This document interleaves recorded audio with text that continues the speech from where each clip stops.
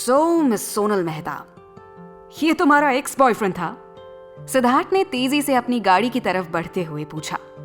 वो दोनों इस वक्त होटल ग्रैंड पैलेस के अंडरग्राउंड पार्किंग लॉट में खड़े थे। सोनल इस वक्त सिद्धार्थ की रफ्तार से मैच करने की कोशिश कर रही थी, जिससे वो चलती हुई कम और दौड़ती हुई ज्यादा लग रही थी।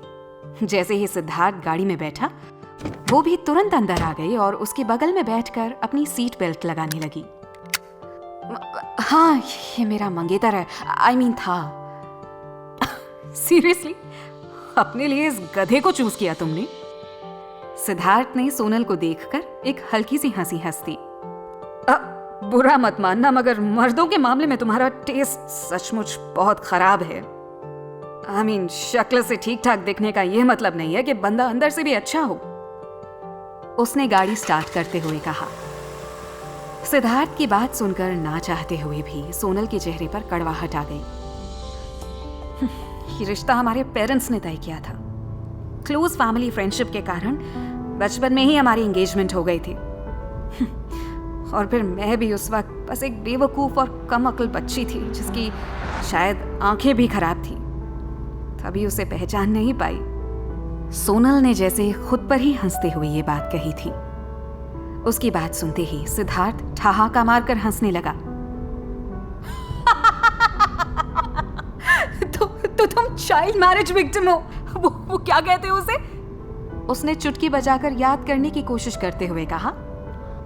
हाँ, बालिका वधू।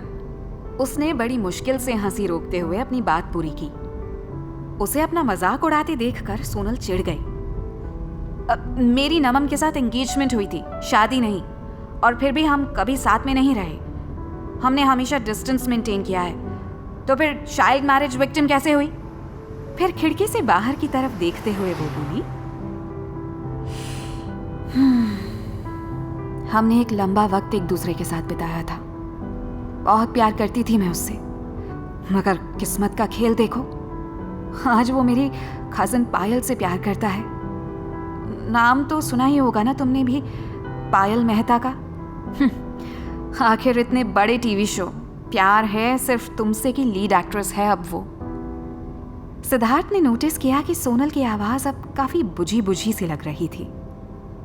तुम उस धोखेबाज के लिए अपसेट हो रही हो? क्या 10 सालों के प्यार को एक पल में भुलाया जा सकता है? मैं चाहे जितना भी उसके सामने नॉर्मल दिखने की कोशिश कर लूं, पर सच तो यही है कि उसे जितनी बार अपने सामने देखती हूं, मेरा दिल टूटकर चूर चूर हो जाता है। अगर उसने सिर्फ मुझसे रिश्ता तोड़ा होता तो फिर भी ये सब भूलना थोड़ा आसान होता, मगर उसने तो एक कदम आगे बढ़ते हुए मेरी ही बहन के साथ रिश्ता भी जोड़ लिया। क्या आसान है ये सब भूल पाना? तो ये बात है। सिद्धार्थ ने अपनी आंखें सिकोड़ते हुए एक नजर सोनल पर डाली। इसका मतलब जब मैं वहां पहुंचा तुम उसके साथ वापस अपना रिलेशन ठीक करने की कोशिश कर रही थी, हाँ? ये बात सोचकर ही सिद्धार्थ को तेज गुस्सा आ रहा था। वो वहां ऊपर बैठा सोनल के आने का इंतजार कर रहा था। जब से सोनल उसके लिए घर का बना खाना लेकर आने लगी थी, उसने होटल से कुछ भी ऑर्डर करना बंद कर दिया था। वो तो अच्छा हुआ कि रिसेप्शनिस्ट ने उसे कॉल करके बता दिया था कि सोनल को शायद कोई परेशान कर रहा है, सो वो फौरन नीचे आ गया। मगर अब सोनल की बात सुनकर उसे ऐसा लग रहा था कि वो बेकार ही ऊपर उसके इंतजार में भूखा बैठा था। उसे तो अपने रूठे हुए फियांसे को मनाने में ज्यादा इंटरेस्ट था। सिद्धार्थ के चेहरे पर पल पल बदलते एक्सप्रेशंस को सोनल नोटिस कर रही थी। उसे नहीं पता था कि सिद्धार्थ ने क्या और कितना देखा है, सो इस वक्त जल्दी जल्दी उसकी गलतफहमी को दूर करना जरूरी था। मैं बस तुम्हारे लिए केक लेकर आ रही थी, मुझे नहीं पता था कि नमन भी इसी होटल में होगा। सिद्धार्थ ने एक नजर सोनल पर डाली और फिर वापस अपनी ड्राइविंग पर कंसंट्रेट करने लगा। केक के बारे में याद कर एक बार फिर से सोनल का मूड खराब हो गया। मुझे तो अब तक गुस्सा आ रहा है कि मैंने इतनी मेहनत से घंटों लगाकर वो केक तैयार किया था और उसने एक झटके में मेरी सारी मेहनत पर पानी फेर दिया। सोनल को फ्रस्ट्रेशन में देखकर सिद्धार्थ ने मुस्कुराते हुए अपना एक हाथ बढ़ाकर उसके हाथ को थपथपाते हुए कहा, इट्स ओके, आज मैं तुम्हें एकदम स्पेशल वाला डिनर करवाऊंगा एंड आई एम श्योर कि वो तुम्हें इतना पसंद आएगा कि तुम अपना सारा गुस्सा भी भूल जाओगी। आज की रात बहुत ही स्पेशल होने वाली है। तेज रफ्तार से चलती गाड़ी को अचानक ब्रेक लगा। सोनल ने चौंक कर बाहर देखा और सिद्धार्थ के पीछे पीछे ही दरवाजा खोलकर बाहर आ गई। उसने सामने की खूबसूरत सी बिल्डिंग पर एक सरसरी सी निगाह डाली और बुरी तरह चौंक गई। हम यहाँ किस लिए आए हैं? मुझे तो लगा कि हम डिनर के लिए जा रहे हैं। उसने कंफ्यूजन से सिद्धार्थ की तरफ देखा। इस वक्त वो दोनों शहर के सबसे बड़े और सबसे महंगे ब्यूटी सैलून के सामने खड़े थे। सोनल जरा भी अंदाजा नहीं लगा पा रही थी कि आखिर सिद्धार्थ के दिमाग में इस वक्त चल क्या रहा है। जवाब में सिद्धार्थ ने डोर ओपन कर अंदर आते हुए कहा, कोई आज हमें फ्री में स्पेशल डिनर करवाने वाला है। तुम उससे पहले थोड़ा तैयार नहीं होना चाहोगी? तुम्हें पता भी है तुमसे कितनी स्मेल आ रही है। ऐसा लग रहा है जैसे सीधे किचन से निकल कर आ रही हो। सिद्धार्थ ने ड्रामेटिक अंदाज में नाक मुंह सिकोड़ते हुए उसे देखा। सोनल ने हड़बड़ाते हुए झुककर अपनी कुर्ती को स्मेल करने की कोशिश की।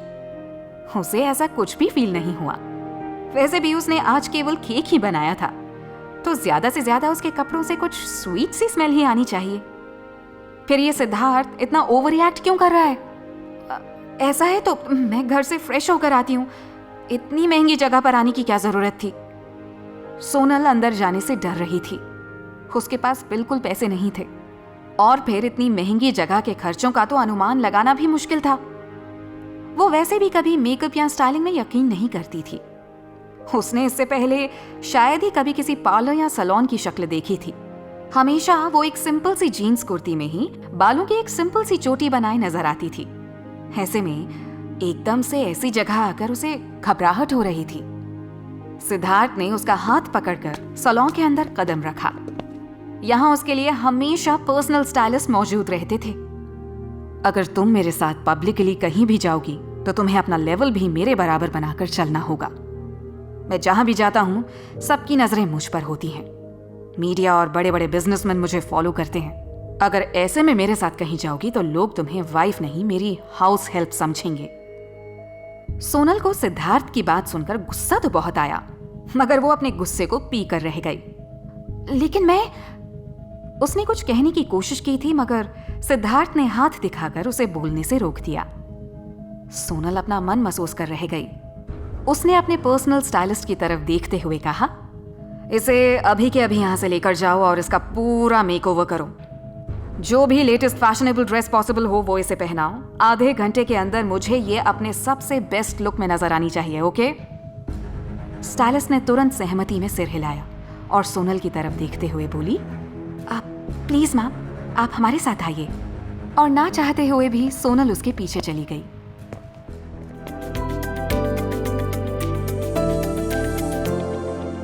एक पल को तो सिद्धार्थ सोनल को पहचान भी नहीं पाया। सोनल की तो जैसे उन लोगों ने काया पलट कर दी थी। सिद्धार्थ को पता भी नहीं चला कब उसके हाथ से मैगजीन छूट कर नीचे गिर गई। सिर से लेकर पांव तक सोनल इतनी परफेक्ट नजर आ रही थी कि सिद्धार्थ उस पर से अपनी नजरें हटाना तक भूल गया था। अभी पूरी कहानी सुनिए प्रतिदिन ₹1 से भी कम में सिर्फ कुकू FM पर। यूज करें दिवाली 50 और पाएं 50% डिस्काउंट। डाउनलोड लिंक डिस्क्रिप्शन में है।